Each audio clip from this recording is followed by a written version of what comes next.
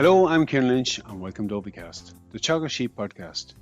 Each episode will bring latest insights, advice and technical updates for the sheep industry. In this week's episode we catch up with Dr. Philip Creighton to discuss various aspects of grassland management from opening covers, fertiliser to planning ahead. Philip starts off discussing the topic of fertiliser purchase this spring and highlights the need to complete a budget for the fertiliser spend on farm this year. Philip explains to us the impact of the timing, prevailing conditions and grass cover have on the response rates of fertiliser. We also discuss tailoring the application rates depending on stock rate and demand on farms. Where producers considering alternatives, Philip highlights the pitfall of relying on purchase concentrate to make up for the shortfall in feed supply where fertiliser isn't applied this spring. Philip also discusses using the available slurry and farmyard manure on farm and why compound P and K will be needed to be applied on recent reseeds where clover has been established and on low index silage ground to maintain supplies.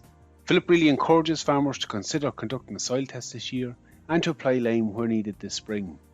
We finish up with Philip highlighting how getting grazing groups established early will be key to managing supply this spring with a reduced fertiliser input, a topic we will definitely revisit as spring progresses. We start off, however, with Philip discussing current grass availability on farms after the higher than average winter growth. Yeah, so definitely it is a different spring to normal, I suppose, Ciarán. Just looking, I suppose, using Athenry as an example in terms of grass growth and where our grass covers are at the moment. Thankfully, grass is plentiful. We're well ahead of normal, and that would anecdotally, talking to people, everyone seems relatively happy in terms of what the amount of grass they have on the farm. I suppose, provided that they had some sort of closing plan or whatever.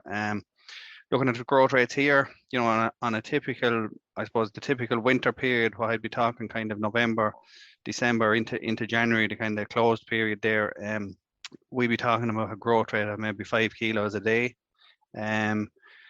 This year, it's coming in about 8.5 since November, say, since we started that closing plan. So, we're ahead of where we'd normally be, and that has resulted in grass covers here on the farm, ranging anywhere between 500 to 700 kilos of grass fiber per hectare on average, or 5 to 6 centimeters on average across the different farmlets. So, that's kind of nearly where we'd normally be come the 1st of March. So we're more or less where our normal opening cover will be, in the middle of January, which, is a positive thing. That overwinter growth, Philip, has been very obvious on them first closed products. They have a very good open cover already. You touched on it there already. Your target for the farm, 1st of March, is around that 700 kilos. I'd say by and large, most farms around the country should hit that target this year. Yeah,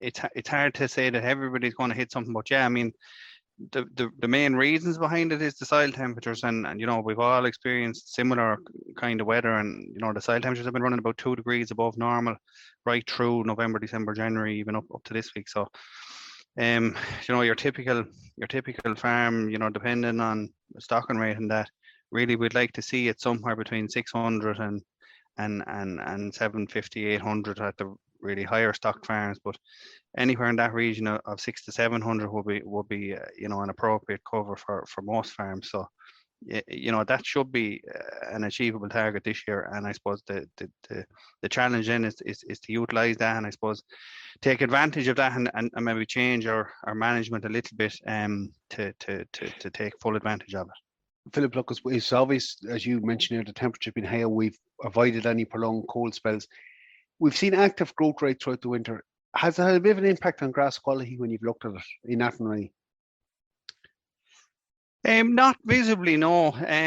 I suppose, look, the thing we always say about the closing planner is, to try and graze it out as best you can, so that any growth that does occur is clean, leafy growth. And I suppose in an average year, we can sometimes run into problems there, in very cold weather or whatever, frosty weather, maybe some of the heaviest covers, the first fields of them we might close.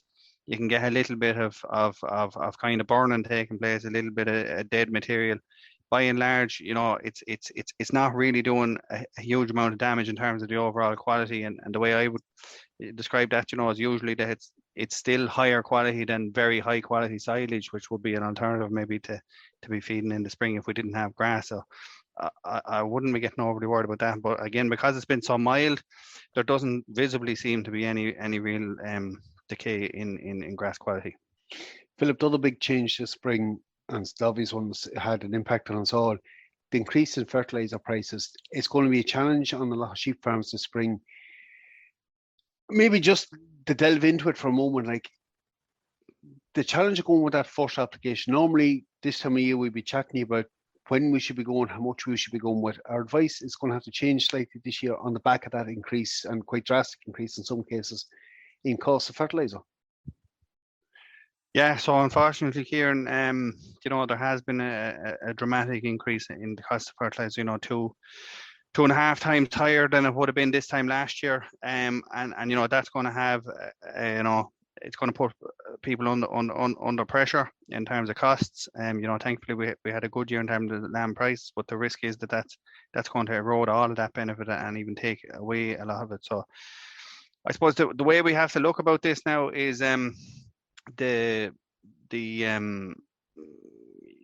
normal year we'd be kind of talking about getting ready to apply in February to boost on what had accumulated over winter. And as I've said already, I suppose we're further on than we'd normally be. So there's covers of grass there. So I suppose we have to be realistic. We have to, sit down and do a budget in terms of what we're going to be able to afford to spend on fertiliser this year, which is, the first important thing. And I suppose just a little plug for anyone listening on Tuesday, we have our National Sheep Conference on tonight, and if anyone is listening to afterwards, there's a detailed paper there about doing budgets there in terms of the financials and the feed budgets. But we're going to have to be realistic about it, and I suppose there's an opportunity now because there's more grass on farms, is to maybe delay that earlier application of fertiliser. Now there's a balancing act, but take advantage of what we have in front of us now to try and reduce our costs a little bit, and then move forward into adapting our normal spring strategy in terms of nitrogen application to ensure that we don't run out of grass. During lambing after the first rotation. And what we're kind of saying there is that at the higher stocking rates, yes, we probably still have to get fertiliser out mid to late February, where we'd normally be going maybe early February, and by that I'm meaning kind of above we'll say 11 euros per hectare, and what we're saying is that maybe this year target that towards the later half of February and be going with kind of 20 to 25 kilos of nitrogen per hectare, 15 to 23 units to the acre, and then same again probably late March, early April. And then for the lower stocking rates, we're kind of saying take advantage again of higher grass covers at the moment. Maybe delay that first application into early March. The demand on those farms won't be quite as high, and again we can maybe reduce the rate a little bit down to maybe 15 to 20 kilos to the hectare, or around 12 to 15 units per acre, and that would have to be repeated again then in early to mid-April, again pushing it out a little bit longer. I suppose the reason behind that is the whole concept of the response, the response to grass growth from nitrogen applied.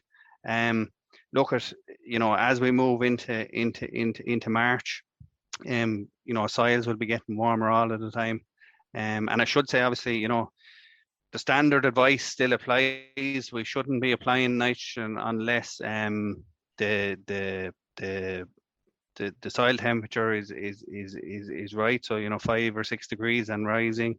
Philip, one other advantage to that higher cover, we should in theory get a slightly better response to it, and maybe that delay, it'll give us that opportunity to delay it slightly. So the natural improvement in response as time progresses should be another benefit this year to allow us to reduce that rate. Exactly, Ciarán. Yeah. So look at with the cost of it now. We have to do absolutely everything we can to try and improve the response rate. So there's two things that will affect response rate. The first thing is that if there's a cover of grass there already, the grass plant has a greater capacity to take in that nitrogen and to use it, and that gives us a higher response rate. So we'll get more bang for our buck basically. And I suppose the other thing is that by slightly delaying the the application. Again, as I said, because we don't have to boost on the covers as much as we normally would because they're already ahead of where they'd normally be. As we move into late February into March, day length is getting longer, soils will be warming up, so that improves the response rate as well. So that's the concept behind, I suppose, changing our management to suit the conditions this year and also to suit our pockets, basically, in terms of, look, it is a lot more expensive and we have to do everything we can to maybe reduce our expenditure. So again, sitting down and doing a budget, we're going to have to reduce the amount of money we spend on fertilizer this year. So which means we're going to have to reduce the amount of fertilizer we spread. So by maybe delaying this first application a little bit, that'll have knock-on effects through the rest of the grazing season as well, because we'll be delayed all the way through. So hopefully we'll get away with an application or two less than normal, which should bring down our requirement by, maybe 15-20%, which will help. And then obviously it's about being smarter then about where we apply it and when we apply it. And look, I think you're 100% right. That budget at this time, you look what you spent last year to produce what you need and say, where can we tailor it this year? Look, we are talking about cost, Philip. There's probably two elements of this we'll just delve into a bit more. There's an argument put there in some cases that, look, we'll buy feed instead of it. We have good coverage of grass first time round. We don't need to go with it. So I suppose, first question, do we spread it on the heavier covers when we have them, and what's the justification for doing that? And B, if we don't spread it and we have to go with supplementary feed, which works out cheaper? Yeah, and it's very topical at the minute, Ciarán. I suppose there is a perception maybe that, okay, we have more grass than we normally have. We'll maybe skip the fertilizer. It's very expensive. And sure, if we run into trouble, we'll just plug the gap with concentrates or whatever. And, what I would say to that is it's quite a risky strategy. As we've said already, the response to applying the fertilizer to these more advanced covers will actually be better than it normally is. And I suppose something we have to bear in mind is that when we apply fertilizer, it's not grass. It's not going to have an immediate effect. It's not to increase our growth rate today or tomorrow. Really, it's planning ahead right through the following month. And I suppose if it's a case that we have a good cover of grass there, I would still be saying that we should apply fertilizer there, get the maximum response we can. And it also means that as that's grazed off, we'll be maximising regrowth behind this, which again, the place where we always come into trouble on a sheep farm in the spring is usually not in the early stages, but it's kind of at the end of that first rotation when the demand from the ewes is getting higher, the lambs are starting to graze as well. And it's that pinch point there of kind of early April that if we have that nitrogen out and working its way into the plant, that should help us to alleviate that problem there. Talking about response rates, I suppose, look, all the usual conditions apply. You're going to get your higher response from areas where you have, good soil fertility, a good level of perennial ryegrass in the sward, the grass cover, as we've said already, so higher covers will get a better response. And then your soil types, so your drier soils are going to respond better. I suppose in the situation where we have lower covers, so fields maybe with covers of less than, we'll say 400 kilos of dry matter or less than 5 centimeters of grass, there's the option there where possible, especially on silage ground, and that is where there's a high P&K requirement will be to try and target slurry or farmyard, slurry in the spring, to try and build up those indexes, and also it's a more effective use of the nitrogen within that slurry as well. Or I suppose I wouldn't be advising putting farmyard manure out in the spring if you're going to start planning on cutting silage on that this year, but you could maybe target to replace the P&K in that area of ground with farmyard manure once it's cut or whatever. But again, that's going to play into improving the responses. And I suppose when I talk about responses, we can have a range there of anything between, we say, 5 kilos of grass grown per kilogram of nitrogen applied, all the way up to maybe 15 kilos of grass grown per kilogram of nitrogen applied. And on average, and using the farm here again as an example, we're running around that 10 or 11 kilos of grass grown per nitrogen applied response rate. down at the 5 kilos, that's really fields that, you're not getting a great response, and they're the ones that, usually lower covers. And again, even this spring, the fields that have a good cover of grass on them, they probably are the fields with the better soil fertility, the better sward contents, maybe the drier areas of the farm. And, they're the areas to be targeting. And if there's poorer areas of the farm or less productive areas of the farm, really, we're waiting to apply fertilizers them later on, use slurry where we can, or wait longer before we go with fertilizer on them, because we're just not going to get the response, and it won't be economic, and it's environmentally as well. It's not, if the grass isn't able to take it up or use it, then that's going to be an issue. Philip, them response rates are from that first application. Obviously, yeah. So as you move through the grazing season, your response rates will get higher. I'm talking there as your kind of first applications. That's the typical responses you can expect, depending on the things I outlined there in terms of the different conditions. Look, so I suppose with that in mind, then the response, the weighing that up in terms of yes, fertilizer is very expensive, but if we're to try and replace that feed with concentrates, just ballpark figures, at low responses in terms of fertilizer response, at the fertilizer cost that we're at the moment, kind of €950, €1,000 a ton for protected urea, you're kind of borderline breaking even there. So, but as you move into what we'd call good responses, the 10 kilos to 15 kilos, you're about half the cost. In terms of, you're talking about 20 cent a kilo of grass versus 40 cent a kilo for 20 cent a kilo for kilogram of dry matter of grass versus about 40 cent per kilogram of dry matter for concentrates. So look, in a lot of cases, yes, it's going to be a combination of the two, but I suppose the message we're trying to get across is that yes, the headline figure is fertilizer costs have increased dramatically, and that is very true.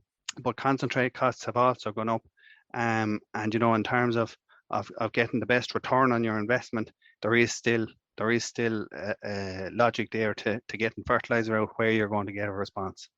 Look, just talking of what we buy in fertilizer, I think the general rule at home, many of us would suggest a moment at least have enough for the first applications in the yard, maybe not the thing that a lot will do and purchase a lot for the whole year. Buying compound, Philip, or the use of compound this year, like the cost of it has gone up as well relative to using straight nitrogen. There are certain cases where it might be justified still to go with compound. Yeah, so obviously the costs of everything has gone up, as you said, Ciarán. So I suppose what we're saying is in areas that really need it, so very low index soils in terms of soil fertility, index 1 or whatever, silage ground, where we have to make sure that we don't leave ourselves short in terms of winter feed for next winter, or we're going to be compounding our cost issues even further. And maybe recent reseeds or areas maybe where clover had been oversown or something, to try and help with reducing our nitrogen costs. We still need to make sure that plant is looked after. So they're the areas that we would prioritize. Yes, in terms of trying to grow grass as cheaply as possible, the straighter nitrogen products are better value probably. But yeah, we can't lose sight of keeping things moving as well in those priority areas. And I suppose the simplest thing we can do, and coincidentally it's the cheapest thing we can do, is to do a soil test and to apply lime where needed, because lime is going to unlock even P and K that has been applied there over the years. If the pH is low, you're not getting the value of that, and it'll also unlock nitrogen as well. It'll mineralize nitrogen in the soil, which again will help to grow grass and hopefully reduce the need for some applications of nitrogen. So it's a very simple thing. It's a thing that we talk about a lot, but of all years, this is the year to make sure that you have up-to-date soil samples done. If they haven't really been done in the last 2 years or so, get soil samples taken, get your results back, and if you did nothing else, correct your pH, and that will have a big benefit on a very high cost year. is a topic we covered with our colleague Christy Watson there a couple of episodes back. And as Christy pointed out, it's the one thing you get guaranteed return on your investment from. Get the soil samples taken and act on them results. And as you said, lime this spring is something that a lot of farmers should consider applying. Definitely, yeah, definitely. Lastly, maybe Philip, I suppose the other big challenge we'll have on farms is how we go about managing what grass we have available this spring and putting best practice in place. It's definitely a year to focus a little bit more on grouping up and getting grazing rotation set up early.